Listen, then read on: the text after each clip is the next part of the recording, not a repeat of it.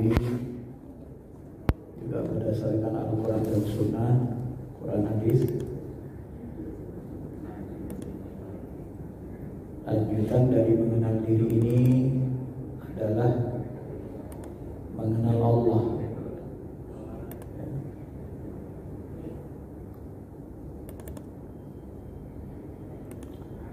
Salah satu unsur diri kita dalam Al-Quran adalah ruh, unsur yang paling penting. Kita ulang sedikit. Ruh ini kalau menurut ulama-ulama besar dari kalangan sahabat, misalnya Ibnu Abbas, beliau mengatakan ruh itu seperti cairan yang pusatnya berpusat pada cahaya qalbu, cahaya. Maka nanti kalau kita meninggal dunia, ruh kita itu keluar, kata Nabi, seperti air yang keluar dari ceret, seperti air dia. Ibnu Taimiyah mengatakan ruh itu seperti udara. Karena itulah Allah memilih kata wa nafakhtu fihi min ruhi, aku tiupkan. Jadi kata tiup itu lebih dekat kepada hembus. Nah, kalau disebut tiup itu cenderung kepada bentuk seperti udara. Imam Al-Ghazali termasuk Imam Malik mengatakan ruh itu adalah jismun latifun. Dia jisimnya sangat halus, bentuknya seperti diri kita ini ya, karena dia sudah diberikan jasad. Dia berbentuk seperti diri kita ini, jisim halus yang indah terang, berbentuk cahaya. Dan jisim halus itu, ruh itulah yang membuat kita bisa merasa dan berpikir. Syekh Abdul Qadir Jilani menyebut roh itu ya memang cahaya. Jadi sebenarnya kalau kita gabung-gabung pendapatnya ini, ulama besar sahabat Ibnu Abbas, ulama besar tasawuf, ya hampir-hampir sama saja. Roh itu dia bentuknya seperti cahaya. Cahaya itu memiliki energi. Maka sebahagian ulama atau orang-orang Islam yang tinggi spiritualnya, ruh itu memberikan kita tenaga, energi, semangat, gitu kan? Spirit. Jadi ketika kita semangat untuk ibadah, itu berarti ruh kita itu lagi bagus kan gitu, lagi mantap. Maka dia memiliki energi, semangat. Itu juga bisa kita dekat-dekati makna roh itu ke sana. Nah, bagaimana dia supaya punya energi, punya semangat, bersih? Tentu harus didekatkan dengan Allah. Tentu harus dijikirkan, karena energi dari ruh itu adalah zikrullah. Sehingga Imam Al-Ghazali ketika beliau membahas tentang bab zikir, beliau mengatakan inti dari seluruh amalan Islam ini, ibadah ini adalah intinya, ruhnya adalah zikrullah. Termasuk sholat. Ruh atau inti dari sholat itu adalah khusyuk. Inti dari khusyuk itu adalah hudurul qalbi, zikir qalbi ya, hati kita merasa memandang Allah, atau hati kita merasa sedang diawasi, diperhatikan Allah. Inna rabbaka labil mirsad, sesungguhnya Tuhanmu senantiasa memperhatikan, mengawasi dirimu. Nah, maka Bapak Ibu yang dirahmati Allah Subhanahu wa taala, inilah ruh itu yang harus dibersihkan. Dan ruh ini karena dia ditembuskan dari sifat Allah, wa nafakhtu fihi min ruhi, sifat ma'ani, sehingga nanti dia bisa mendengar, bisa berpikir, bisa bertakalam, bicara. Itu dipinjamkan, seolah-olah itu adalah pinjaman dari sifat Allah kepada ruh kita ya. Sehingga kita bisa bertenaga, berpikir, merasa, berbicara. Dia punya kemampuan itu, dengan kemampuan yang terbatas, dibatasi oleh Allah Subhanahu wa taala, memiliki sifat-sifat ma'ani. Jadi sifat-sifat Allah itu ada di dalam ruh kita. Wa nafakhtu fihi min ruhi, dan itu dihembuskan, itu diberikan energi terus menerus tanpa henti. Kalau berhenti hembusan itu, maka kita akan mati. Ya. Menurut sebagian ulama seperti itu. Ma'asyiral muslimin, Bapak Ibu yang dirahmati Allah Subhanahu wa taala. Syekh Abdul Qadir Jilani di dalam kitab Sir Asrar, namanya saja Sir Asrar, ya, kitab rahasia. Kenapa disebut rahasia? Karena tidak banyak orang yang tahu. Kenapa disebut tidak banyak orang tahu? Tidak banyak orang yang mengkaji ilmu ini. Ya, sedikit sekali yang mengetahuinya, karena sedikit sekali yang menapaki jalan ruhani, jalan spiritual itu. Maka tidak banyak orang tahu. Dan ilmu tasawuf, ilmu ruh ini sangat erat kaitannya dengan ilmu pengalaman. Ya, bukan ilmu cakap-cakap, teori. Kenapa saya katakan begitu, Bapak Ibu? Ya, semua ulama-ulama besar, baik dari Wali Songo, ahli-ahli tasawuf dunia seperti tasawuf Ghazali, Syekh Abdul Qadir Jilani, ya, Ibnu Abbas, Imam Ali, Umar bin Khattab, Abu Bakar, itu semuanya kalau bicara tentang spiritual, dia kaitannya dengan pengalaman. Kalau boleh saya katakan, Bapak Ibu, ini ibarat mirip seperti ilmu qiraah sab'ah. Bagaimana cara kita membaca Quran dengan 7 dialektika Arab itu gak bisa diteorikan. Itu harus langsung dipraktekkan. Jadi ngajarnya praktek. Maka kalau saya dengan mursyid misalnya, mursyid saya, salah satu mursyid saya, itu tidak semua mursyid saya bisa mengajarkan sholat khusyuk. Tidak semua. Kenapa? Sebahagian mereka tidak punya ilmu untuk langsung bisa merasakan apa yang kita rasakan itu. Ya. Hanya sebahagian yang punya metodologi seperti itu, ya langsung dilihatnya. Jadi langsung itu, ilmu rohani itu begitu sebenarnya, langsung. Jadi ketika kita sholat, dia langsung menghubungkan rasanya, ruh rasanya ke ruh rasa kita. Setelah dihubungkannya terkoneksi seperti kabel listrik, dia bisa merasakan apa yang kita rasakan. Kalau kita tidak khusyuk, dia terikut tidak khusyuk. Ini salah, gini katanya. Itu pula. Ya, ini termasuk ilmu rahasia. Makanya saya sebut tadi banyak yang nggak ngerti. Kenapa tidak ngerti? Karena tidak mendalami, mengalami, gitu ya. Tidak mempraktekkan. Ya, bagaimana kita menjelaskan lagu Bayati, Syikal? Bayati itu begini kelok-keloknya, goyangnya gini. Susah, Pak. Langsung aja praktek. Ini Bayati ini. Bismillahirrahmanirrahim. Misalnya kan, modelnya begini. Begini Bayati. Coba praktek langsung. Begitu dia. Jadi riwayat ilmu ruhani ini, dia riwayatnya riwayat talaki. Jadi susah untuk mencari tulisannya itu, Pak. Hadis buntut tulisan. Karena talaki harus ketemu. Ya. Itu maka disebut bersanad. Sama dengan riwayat orang belajar lagu Quran ghinanya. Tidak bisa pakai teori. Dia harus praktek langsung. Kalau diteorikan malah nggak bisa, kita harus dipraktekkan. Ya. Dengan praktek itu langsung dia, karena dia kaitannya dengan ilmu rasa, seni. Ilmu ruh itu cenderung ilmu rasa itu cenderung dengan seni. Kalau boleh saya katakan, ilmu yang paling tinggi sebenarnya ilmu rasa, ilmu seni, ilmu ruh. Kenapa saya katakan gitu? Contoh, ini mohon maaf, saya hanya ngasih contoh saja, tidak bermaksud yang lain. Profesor Dr. Habibie ini sangat pintar orangnya, almarhum. Ya, kalau saya tanya ini, mana lebih terkenal Niki Ardila almarhum dari Profesor Habibie di seluruh Indonesia? Niki Ardila. Walaupun pendidikannya tidak setinggi, tidak sepintar Profesor Habibie, tapi karena dia ahli seni, dia bisa menggugah rasa orang, dia bisa buat senang orang dengan lagunya, sampai ke pelosok-pelosok desa mengenal dia. Tapi B.J. Habibie almarhum nggak semua orang kenal sama dia, Pak. Itu bukti sebenarnya, bukti nyata dalam kehidupan bahwa seni itu sebenarnya paling tinggi. Dia bisa melampaui kekuatan akal. Ilmu ruh, ilmu rasa begitu. Ya.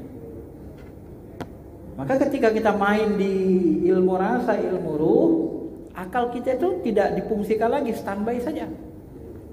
Ya. Mohon maaf, para wali songo pun sering menjelaskan Sunan Kudus, Sunan Kalijaga dan lain-lainnya. Seperti kita, mohon maaf ini, seperti kita hubungan suami istri, kita nggak perlu mikir, ikutin aja. Kalau bapak mikir malah nggak enak. Begitu bapak mikir, udah nggak ada artinya kan. Tapi pikiran itu standby, yang bermain rasa, tapi itu masih rasa jasmani. Walaupun sudah masuk ke hati dia, menyentuh hati. Karena rasa itu berlapis-lapis, saling mempengaruhi dia. Masyarul muslimin, Bapak Ibu yang dirahmati Allah. Maka nanti mengenal Allah ini pun yang paling efektif, paling dekat, ya, paling cara yang paling bagus mengenali Allah itu di dalam ilmu tauhid adalah mengenalinya lewat hati, lewat qalbu, lewat rasa, lewat spiritual. Tidak semata-mata dengan akal. Ya. Karena nanti untuk menjangkau hal yang terdekat kepada Allah, mendekati Allah kepada titik terdekat kepada Allah itu tidak bisa pakai akal. Dia hanya bisa pakai ruh atau qalbu atau rasa. Ya. Nah, Bapak Ibu yang dirahmati Allah Subhanahu Wa Taala.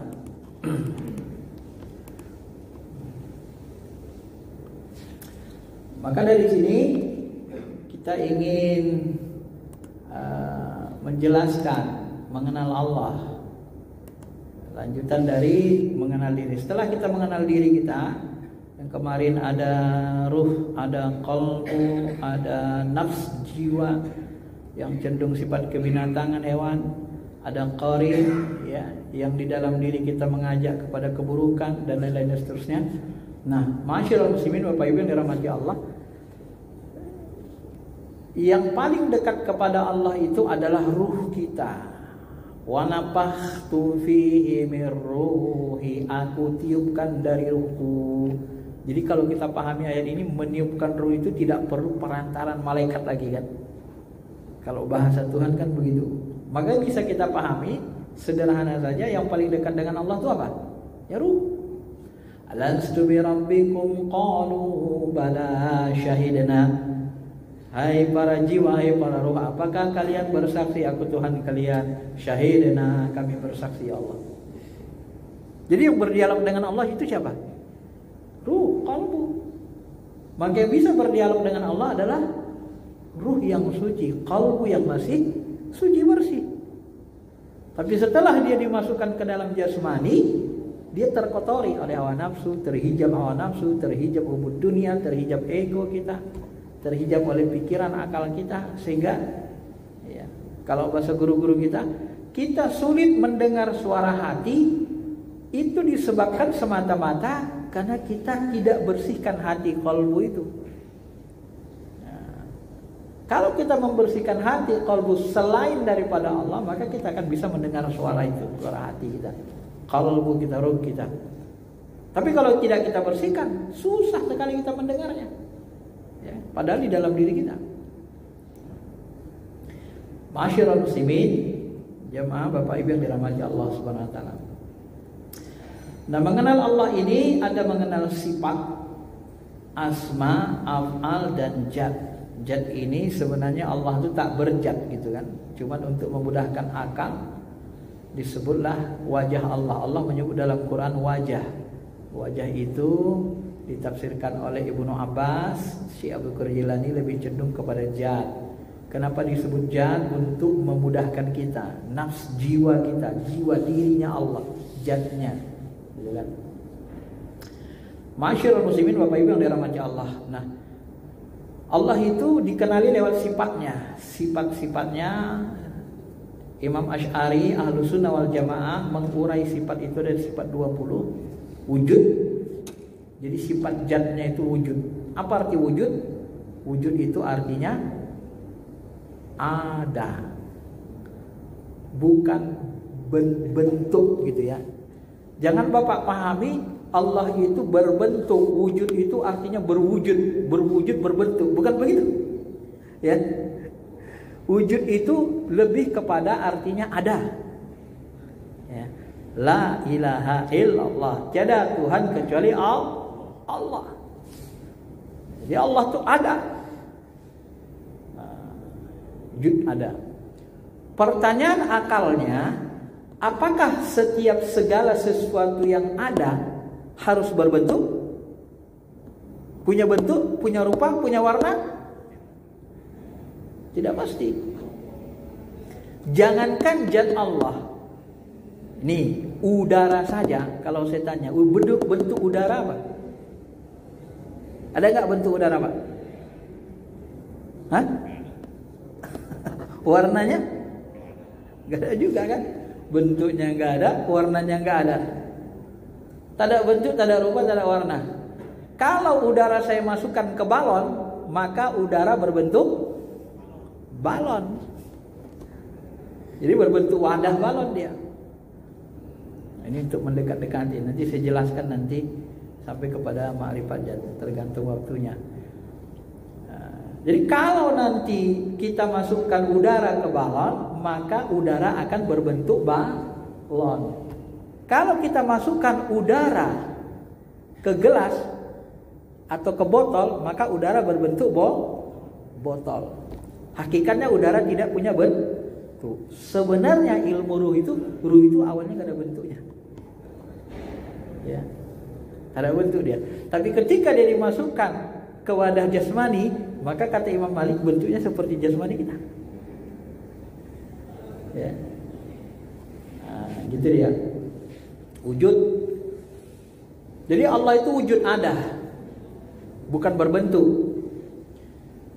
Kenapa Allah tidak berbentuk? Semua yang berbentuk, kullu syai'in halik, akan binasa. Ya, semua yang punya bentuk akan dihancur leburkan Allah, binasa, akan kembali menjadi debu, akan kembali ke ruang kosong. Bisa dipahami ini, Pak? Jadi kullu syai'in halik illa wajah, seluruh yang berbentuk ini nanti dilebur Allah, hancur. Batu-batuan, bumi, pohon-pohonan itu lebur, hancur jadi debu semua, kembali ke ruang kosong.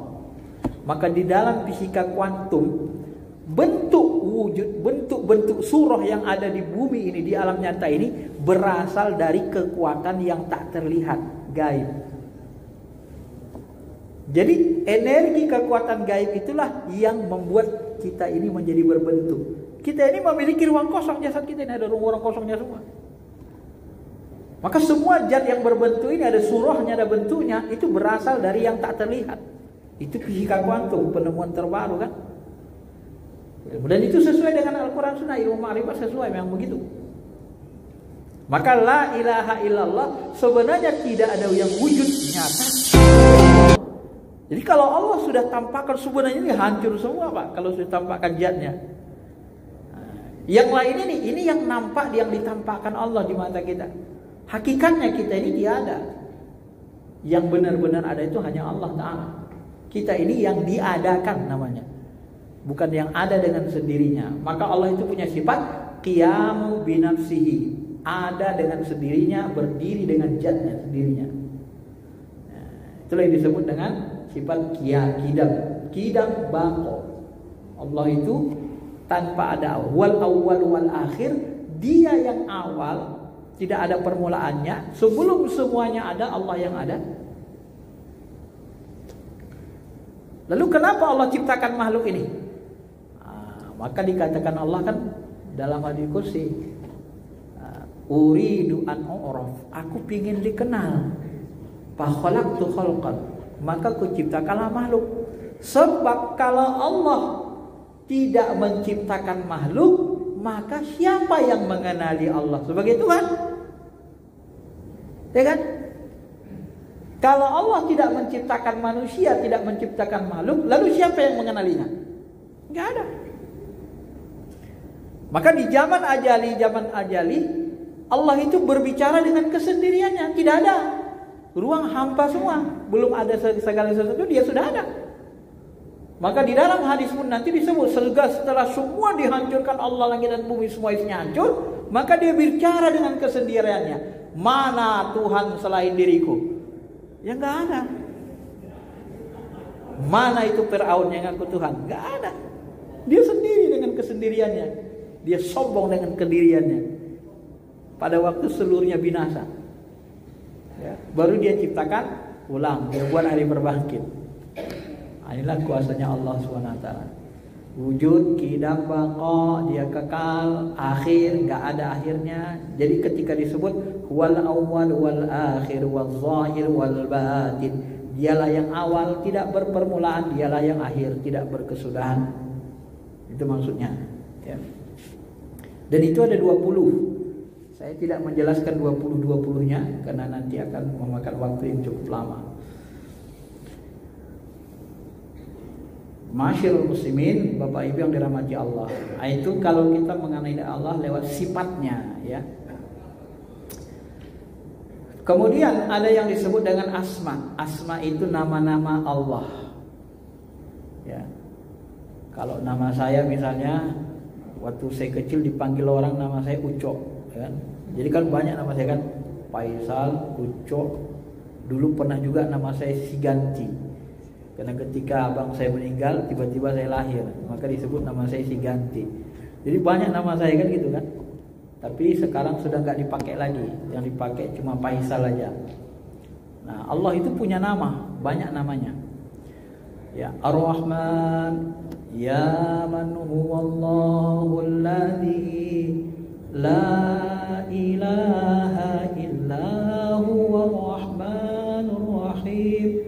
Al-Malikul Qudusus Salamul Mu'minul Muhaiminul Aziz, dan seterusnya. Saya dulu menghafalnya itu pakai lagu itu, baru gampang hafal 95 nama ini, Pak.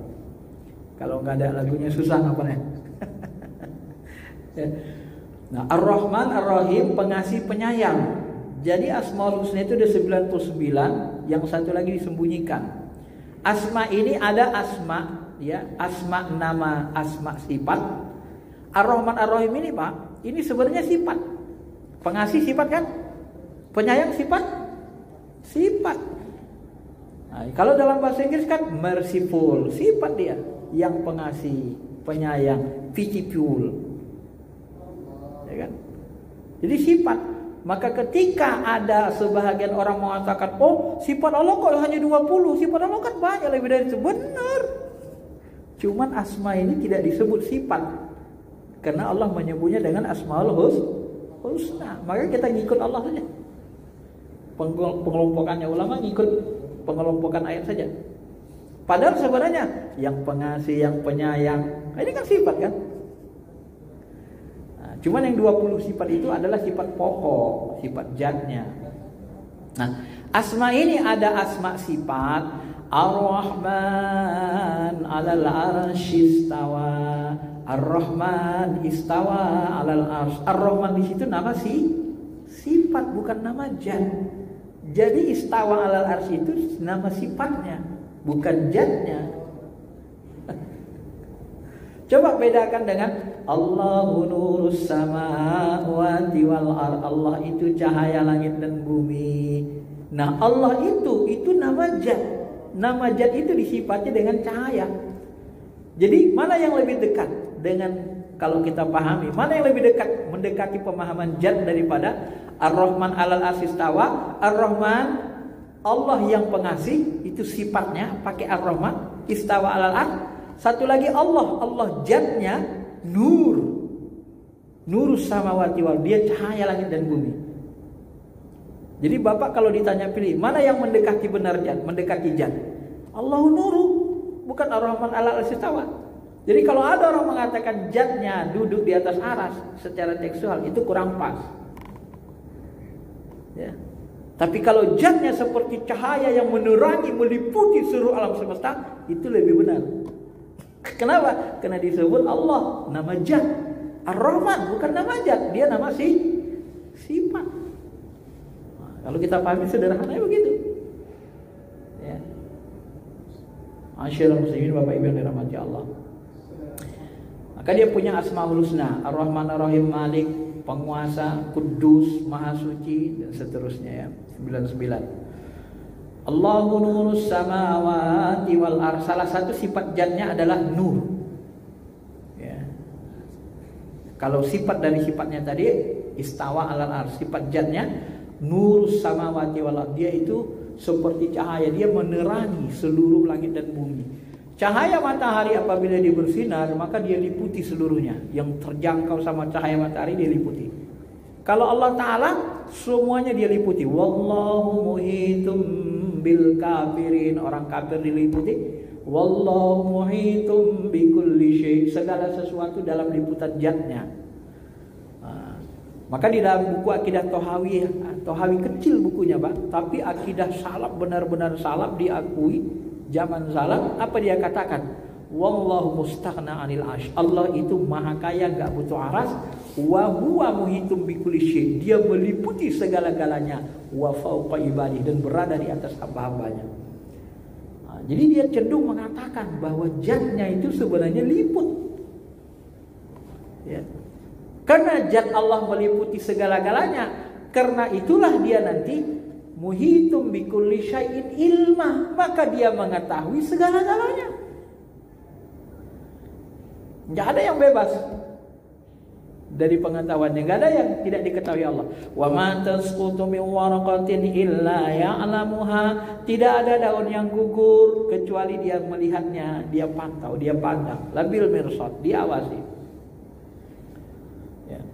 Wala yabisin wala rabbin fi julumatil ardi, tidak ada benda yang basah yang kering di kedalaman bumi sana, gelap, kecuali dia mengetahuinya. Illa fi kitabim mubin, sudah tercatat, sudah dalam liputan ilmunya, dalam pengetahuannya, dalam perhatiannya. Maka Al-Ghazali itu ketika berdebat dengan para filosof, dia termasuk salah satu yang mengkafirkan. Ketika para filosof berakidah mengatakan Allah tidak mengetahui hal-hal yang rinci, maka dia katakan kafirlah orang yang menganggap Allah tidak mengetahui hal yang rinci. Itu salah satu penyebab Al-Ghazali mengkafirkan para filosof. Karena para filosof sebagian ada yang berpemahaman Allah itu gak tahu yang rinci, padahal tidak ada daun yang gugur yang liput dari pengetahuannya. Ya. Ma'asyiral muslimin, Bapak Ibu yang dirahmati Allah Subhanahu wa taala. Nah, af'al Allah itu perbuatan Allah. Sifat af'al perbuatan Allah, sifatnya itu bisa kita lihat di terbentangnya alam semesta. Kadang-kadang Bapak Ibu, perbuatan Allah itu kadang-kadang ditajallikan, dinampakkannya dalam diri para nabi, para rasul, orang-orang yang mulia, para wali yang dekat dengannya. Ya. Apa contohnya? Ketika nabi dan sahabat berada di dalam perang Badar, itu afal Allah itu langsung ditajallikan Allah. Maka muncul ayat falam taqtuluhum walakinnallaha qatalahum wa ma ramaita id ramaita walakinnallaha rama. Bukan kalian yang membunuh sahabat, tapi akulah yang membunuh mereka. Bukan kau yang memanah Muhammad, tapi akulah yang memanah. Jadi kalau bahasa kita, Pak, ini kita keluar dari diri kita, yang mengendalikan tangan kita yang bunuh orang kafir itu Allah Ta'ala langsung yang mengambil kendali jasad kita. Maka ketika mau ditombak, belum sampai tombak sudah mati, diambil kendali sama Allah Ta'ala. Nah, ciri-ciri Allah mengambil kendali jasad kita, kita tidak bisa melawan, gak kuat kita melawan, dia bergerak sendirinya. Kapan itu terjadi? Itu kadang-kadang terjadi pada diri nabi, pada diri rasul, pada diri wali. Seperti Tuhan, Nabi Muhammad itu, Pak, ya kalau sudah terjadi sifat Allah, afal Allah dalam diri dia, ya dia seperti Tuhan. Maka orang-orang Nasrani keliru mentuhankan Nabi Isa. Ketika tajalli afal Allah dalam diri Nabi Isa, dia bisa hidupkan orang mati, hidup bangkit. Ya, orang-orang yang tak paham ilmu ma'rifat zat ini, dia kira Nabi Isa itu Tuhan, maka dia sembah. Terjerumuslah dia dalam kesyirikan. Kenapa? Nabi Isa itu berbentuk berjasad, dia makhluk. Nah, jadi Allah hanya mentajallikan sifatnya, afalnya dalam diri nabinya, rasulnya. Kalau mau menyembah Nabi Muhammad lebih berhak disembah dari Nabi Isa. Kenapa? Nabi Muhammad belah bulan. Mana ada manusia belah bulan, Pak? Belah batu aja kita nggak sanggup, belum tentu bisa kan? Yang belah bulan itu siapa? Itulah Allah Ta'ala hafalnya. Nabi hanya gerakkan tangannya aja. Tapi Allah yang belah tuh. Maka terbelah bulan itu. Tapi orang kafir Quraisy tetap nggak mau mengakui Nabi Muhammad. Sampai satu waktu Nabi Muhammad sedih ngelamun. Datang Jibril. Ya Muhammad, kenapa kau sedih kali? Cuma adalah kudakwahi mereka, tidak juga mereka percaya sama aku Jibril. Kalau bahasa kita, kenapa sedih kali? Baru gitu aja. Pohon-pohonan aja percaya kau Rasulullah. Kamu bukti? Coba panggil pohon itu, suruh datang ke dirimu. Dipanggil Nabi. Pohon kemari. Jalan pohon itu, Pak. Jalan pohon itu. Setelah jalan, baru disuruhnya pergi lagi. Maka kalau Bapak ke Mekah itu ada nanti tempat yang pohon yang berjalan.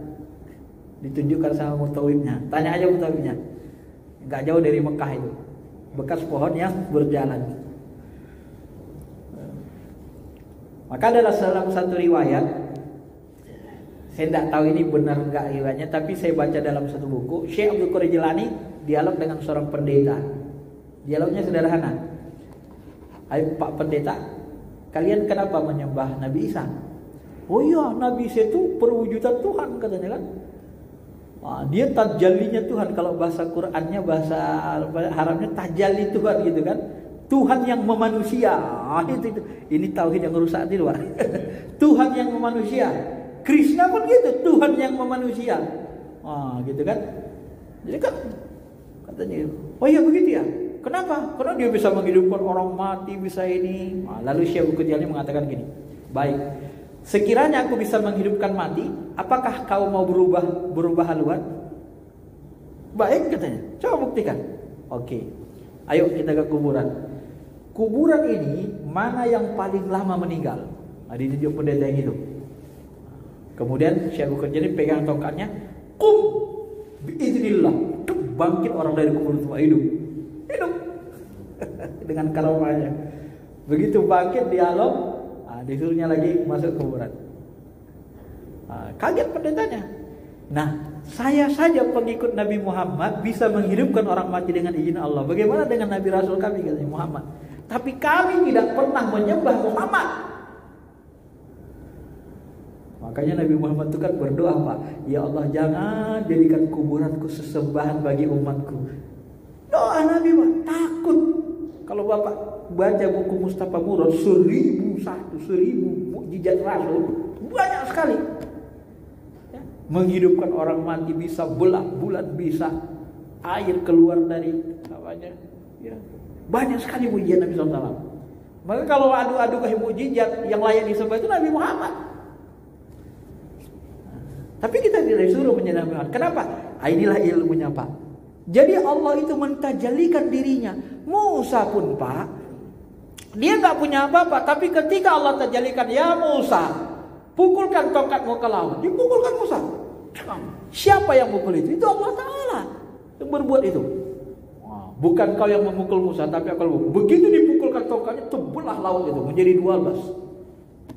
Kalau Bapak pegang ketemu tongkat Nabi Musa itu, Bapak pukulkan, ini aja belum tentu rontok. Ya.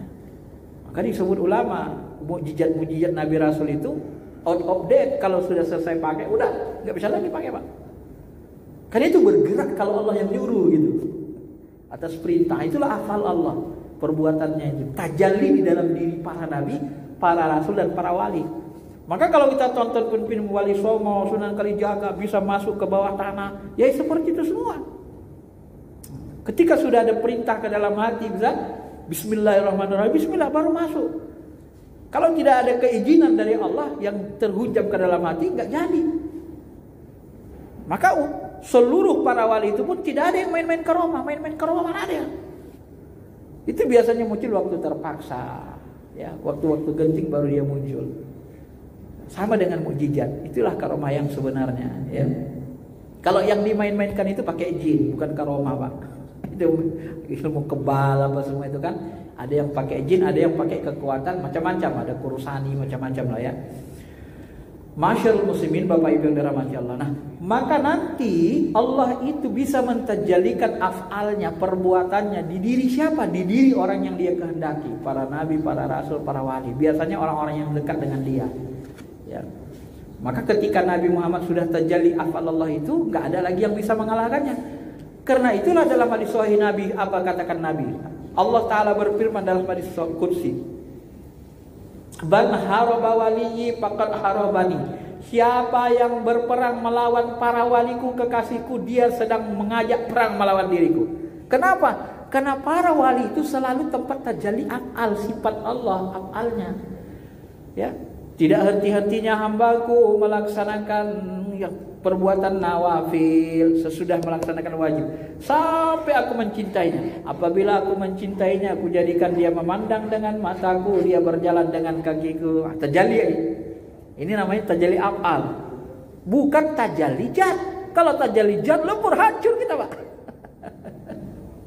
Ini tajalli af'al. Tajalli af'al, bertahwirnya af'al Allah ke dalam diri para sang kekasih. Ya. Kalau sudah terjadi, ya sudah. Apa yang terjadi, terjadilah. Nggak ada yang bisa menghalangi gitu kan. Nah, itu. Nah, ini af'alnya Allah Subhanahu Wa Taala. Maka di dalam hadis qudsi, hadis Sahih Bukhari ini disebut begitu kan. Wa man taqarraba ilayya 'abdi bi syai'in ahabba ilayya mimma aftaratu bi alaihi. Tidak ada seorang hamba yang mendekatkan diri kepadaku yang paling kucintai lebih dari melaksanakan yang kupardukan, yang diwajibkan, salat fardu, puasa wajib, zakat dan seterusnya. Lalu hambaku terus menerus mendekatkan diri, gak bosan-bosan kepadaku dengan ibadah-ibadah sunnah, amalan nawafil, amalan tambahan sunnah, hingga aku pun mencintainya. Apabila telah mencintainya, maka ku jadikan, ya aku pun menjadi pendengarannya yang dia gunakan untuk mendengar. Maka di tingkat ini, kalau sudah tajalli sifat Allah, disinilah yang kita sebut, kata para wali guru-guru kita, kalau sudah tajalli sifat Allah, afal Allah dalam diri kita, maka kita melihat dengan penglihatan Allah. Kalau kita melihat dengan penglihatan Allah, pertanyaannya apa yang gak terlihat sama Allah? Kalau Allah perlihatkan kita, Pak, terlihatlah jin, terlihatlah ruh, terlihatlah malaikat, terlihatlah surga, terlihatlah neraka. Apa yang terharap dari penglihatan Allah? Maka kalau ada orang mengatakan, enggak, kalau ada orang bisa melihat jin, dia pakai jin, dia enggak sampai ilmunya ke sini sebenarnya, pemahamannya, enggak punya pengalaman spiritual dia yang mendalam. Jangankan melihat jin, ruh saja bisa kita lihat, tapi melihatnya pakai ruh. Ya. Tidak harus menjadi wali baru bisa lihat ruh. Saya contohkan sederhana biar Bapak gampang mencerna. Setiap malam kita tidur, setiap tidur, hampir ya, sering kita bertemu ruh di dalam mimpi. Benar? Benar? Sering kita mimpi kan? Nah, ketika kita mimpi, Bapak melihat apa? Lihat asli atau ruhnya? Hah? Lihat orang yang berjasa atau lihat ruhnya? Lihat ruhnya. Loh, ternyata Bapak bisa juga melihat ruh kan? Benar kan? Iya kan? Benar kan? Tapi Bapak melihat ruh pakai apa? Ya pakai ruh. Caranya bagaimana? Mutu qabla an tamut. Matikan diri kita dulu. Tidur itu mati kecil. Nah, maka kalau kita lihat di dalam kitab Ruh Ibnu Qayyim itu semua menggunakan kata ro'a. Ya, kasab itu seperti ro'a fil manam, melihat dalam mimpi. Kita mati dulu, hilang dari diri kita, maka terlihatlah dia.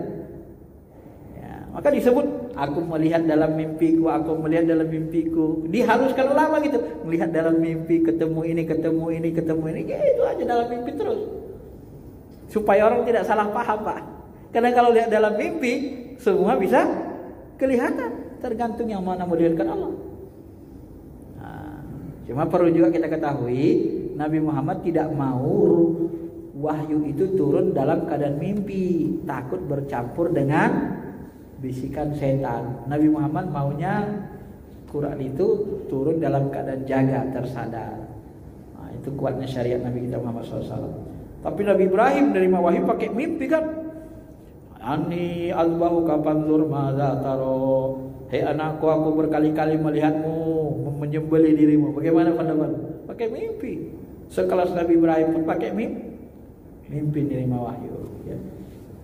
Maka dikatakan Nabi mimpi orang-orang soleh itu satu bahagian dari kenabian, dari 40 kenabian. Jadi salah satu Pak. Karena sekarang gak ada lagi wahyu, gak ada lagi nabi rasul, yang ada ru'ya sholihah, mimpi-mimpi yang soleh yang baik. Ma'asyiral muslimin, Bapak Ibu yang dirahmati Allah. Nah, yang terakhir kita mengenal jatnya. Jatnya ini tidak ada bentuk, tidak ada rupa, tidak ada warnanya. Jat Allah itu wajahnya tak terjangkau oleh akal kita. Dia tidak berada di dalam ruang, sebab kalau berbentuk berada dalam ruang, maka dia akan mengalami perubahan, berubah-ubah, maka dia menjadi kecil, tua, mati, dan seterusnya. Dan Allah bebas dari semua itu. Allah itu tidak diliputi ruang dan waktu. Allah itu meliputi ruang dan waktu, meliputi segala-galanya. Ya. Arasy itu kursi seluas langit dan bumi. Arasy itu lebih luas, lebih besar dari kursi. Arasy itu meliputi langit dan bumi, dan zat Allah itu meliputi segalanya. Nah, sebenarnya kalau sudah saya jelaskan begini, Bapak nggak usah bertanya lagi istawa ala arasy itu bagaimana. Ya. Maka ketika ditanya, Ibnu Abbas pernah ditanya, apa yang masuk istawa ala arsy ini? Inilah yang gak dikasih tahu Allah ilmunya sama kita. Ibnu Abbas gitu aja kan. Nah, orang tinggi ilmunya ngomong, ini yang begini ini gak dikasih tahu ilmunya sama kita kan. Di dalam salah satu tafsir Al-Basnya dia. Ma'asyiral muslimin, Bapak Ibu yang dirahmati Allah. Nah, maka kalau untuk tauhid zat ini, mengenal zat Allah itu secara umum ya seperti cahaya tadi. Allahu nurus samawati wal ardh. Dia meliputi seperti cahaya, dia meliputi segala-galanya, ya. Sumber cahaya, sumber pengetahuan. Nur itu bisa juga diartikan pengetahuan. Maka sumber cahaya, sumber pengetahuan itulah zatnya Allah. Kita mendapat ilmu dari Allah semua. Baik ilmu untuk dunia maupun ilmu akhirat, semuanya bersumber dari zatnya, dan dia yang mengajari kita. Tapi akal hawa nafsu kita ada yang menggunakan ilmu itu sering untuk keburukan. Buat pesawat, bisa buat nuklir, dari Allah ilmunya Pak. Cuman ketika dia dikendalikan hawa nafsu, nuklir digunakan untuk buat bunuh orang. Padahal nuklir bukan untuk bunuh orang, untuk pembangkit tenaga listrik. Biar bagus kita, biar hemat kan gitu kan. Nah, Masyaallah muslimin, Bapak Ibu dirahmati Allah Subhanahu wa taala. Maka kita mengenai oleh sifat asma af'al dan lewat zat. Zatnya itu tidak berbentuk, tidak berupa, tidak berwarna. Maka ketika Nabi Musa ingin melihat zat asli Allah itu, ya, Rabbi arini anzur ilaihi, ya Allah tunjukkanlah zatmu supaya aku bisa melihatmu. Lan taroni, enggak bisa. Penasaran Nabi Musa, unzur ilal jabal, coba lihat ke bukit. Kalau bukit masih istaqarra, masih tetap pada tempatnya, fasaufa tarani, kau akan bisa melihatku. Nah, begitu Allah Subhanahu wa taala masih menunjukkan nur zatnya, belum zat aslinya, masih nur zatnya. Falamma tajalla rabbahu, maka tatkala dia mau tajalli Tuhannya di bukit, ja'alahu dakkan, maka bukit itu pun hancur binasa kan. Secara syariat bukit ini memang hancur beneran, sehingga Musa pun pingsan. Ya, wa kharra Musa sa'iqa, dia pingsan tersungkur. Falamma apaqa, tatkala dia siuman kembali, baru dia mengatakan, Subhanak, maha suci engkau ya Allah, aku bertobat padamu. Sebagian ulama tafsir mengatakan Musa merasa bersalah sehingga dia katakan aku bertobat kepadamu, karena dia meminta sesuatu yang membuat ya kira-kira Allah agak jengkel sedikit, sok-sokan gitu kan. Tapi sebagian ulama tafsir mengatakan kalau Tuhan minta dilihat, berarti Tuhan itu memang bisa dilihat katanya kan. Kalau nggak bisa, nggak mungkin Nabi minta gitu. Ada yang berlogika seperti itu. Nah, sebagian ulama tasawuf juga ada yang menafsirkan, jadi ketika itu Musa itu melihat Allah, nah saat ketika dia melihat gunung itu hilang dari pandangannya, sirna pana. Jadi dia memandang pakai ruhnya, dia lihat kosong semua ruangan. Yang ada Allah itu, maka dia sebut pingsan. Pingsan itu fana. Ya, sebagian memahami gitu. Jadi ketika kita fana, pingsan, nggak nyadarkan diri, pada saat itulah kita melihat Allah dengan ruh kita. Ketika melihat Allah dengan ruh kita, maka kita akan terkesima. Ya. kagum dengan keindahan. Tapi yang jelas Bapak Ibu, ma'rifat zat ini tidak terjangkau. Tidak ada ulama-ulama yang saya temui walaupun sangat tinggi ilmunya mengatakan zat Allah itu begini-begini. Enggak ada. Yang ada semuanya Allah itu di balik ruang kosong ini. Ruang kosong ini gak ada bentuknya, Pak. Ya. Di balik ruang kosong ini meliputi segala-galanya. Di dalam fisika kuantum di balik ruang kosong ini ada energi yang sangat besar. Itu dikendalikan zatnya. Jadi di balik ruang kosong ini ada energi sangat besar. Maka di dalam kajian orang Jawa disebut apa? Energi yang paling kuat adalah energi alam. Jadi kalau alam ini sudah bertindak hancur semuanya, Pak. Karena energi alam ini dibalik dikendalikan Allah zatnya. Maka langit itu kata Al-Quran, kata Allah sendiri itu tak jatuh. Itu zatnya yang menahannya. Maka gak jatuh ya, antazula. Kalau gak ditahan oleh zatnya maka sirna dia, Pak. Walaupun gak ada tiangnya kita lihat kan, tapi dia tidak hancur, tidak sirna. Nah, itulah kuasanya Allah. Maka Allah itu dalam ilmu ma'rifat zat dia muhitum bikulli syai', dia itu meliputi segala-galanya. Gak ada bentuk, gak ada rupa, gak ada warnanya. Nah, bagaimana perkataan Nabi misalnya, ra'aitu rabbi rajulan aswad. Aku melihat Tuhanku dalam mimpiku dalam bentuk pemuda yang sangat tampan. Kata Ibnu Taimiyah, ini hadis sahih. Ya.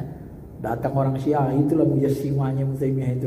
Itu orang-orang mujassimah yang Tuhan seperti laki-laki. Pak, Bu, saya ingin mengatakan begini. Sekiranya Allah itu bisa dilihat pakai mata kita dan dia bisa berbentuk sesuatu, niscaya dia nggak akan menyembunyikan zatnya sama kita. Ngapain kita susah-susah sholat mendengar debat? Ya karena nggak bisa lah, nggak terjangkau. Kalau bisa ditunjukkannya aja kan. Maka setinggi-tinggi ilmu Syekh Abdul Qadir Jilani, apa dia katakan? Dia tafsirkan lagi, dia takwilkan hadis itu dalam Sirrul Asrar.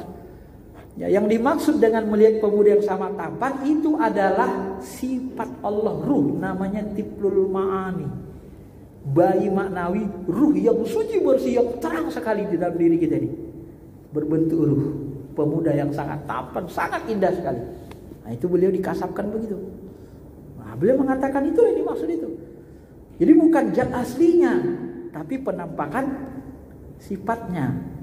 Nah, ibarat benda dengan bayangan, yang terlihat itu bayangannya bukan aslinya, gitu, paham Pak? Jadi tiplul ma'an itu bayangannya. Kalau bahasa lainnya tempat tahwilnya, tempat tajallinya, tempat tajalli sifat asma af'alnya. Ya.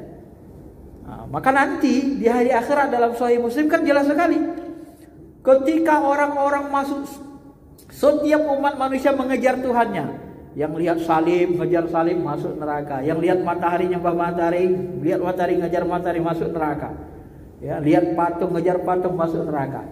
Tinggal orang beriman. Hei orang beriman, siapa lagi yang kalian tunggu? Kami menunggu Tuhan kami. Datang suara itu lagi. Apa kata suara itu? Ana rabbukum, akulah Tuhan kalian. Wah, orang beriman kaget. Apa kata orang beriman?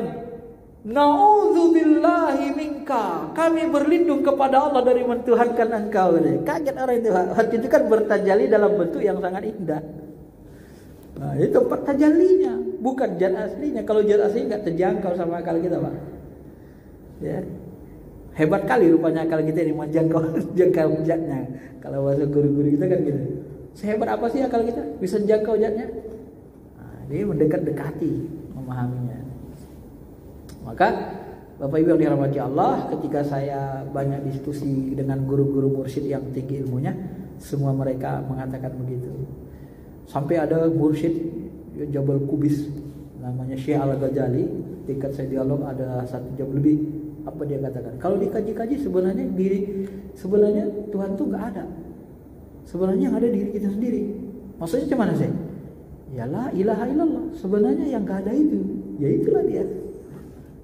Kalau dilihat nanti yang ada loh kita cuman katanya. Kalau ditampakkan, karena dia meliputi Pak, nggak terjangkau zatnya itu Pak. Ya. Maka kalau ada orang mengatakan Allah kayak gini, rata-rata kebanyakan syirik jatuh. Mengatakan Isa, mengatakan Isa berbentuk Tuhan jatuh dalam kesyirikan. Mengatakan apalagi Dewi Kuan Yin sebagai Tuhan jatuh dalam kesyirikan. Mengatakan apalagi Buddha Siddhartha Gautama jadi Tuhan jatuh dalam kesyirikan. Mengatakan apalagi semua yang mengatakan Tuhan berbentuk jatuh dalam kesyirikan. Saya kira itu penjelasannya karena waktunya sudah lewat ya. Terima kasih. Assalamualaikum warahmatullahi wabarakatuh.